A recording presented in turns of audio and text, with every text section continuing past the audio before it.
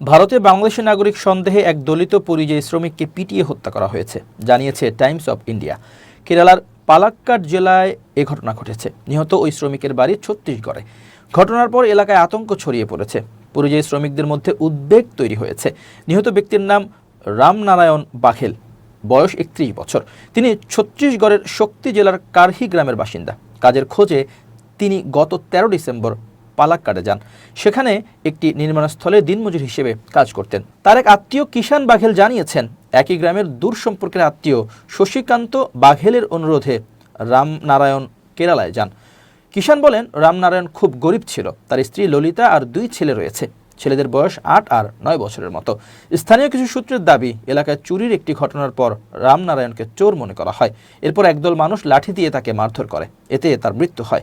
কিষান আরও জানান, খবর পাওয়ার পর শুক্রবার রামনারায়ণের স্ত্রী পালাক্কাডের উদ্দেশ্যে রওনা দেন। তবে খবর লেখা পর্যন্ত তিনি সেখানে পৌঁছাননি। ঘটনার পর এলাকায় উত্তেজনা ছড়িয়ে পড়ে। পরিস্থিতি নিয়ন্ত্রণে পুলিশ নিরাপত্তা জোরদার করে। কেরালা পুলিশ জানিয়েছে, এই ঘটনায় 5 জনকে গ্রেপ্তার করা হয়েছে। পুরো ঘটনার ও উদ্দেশ্য জানতে তদন্ত চলছে। রামনারায়ণের মৃত্যুর খবরে শক্তির গ্রামে শোক নেমেছে।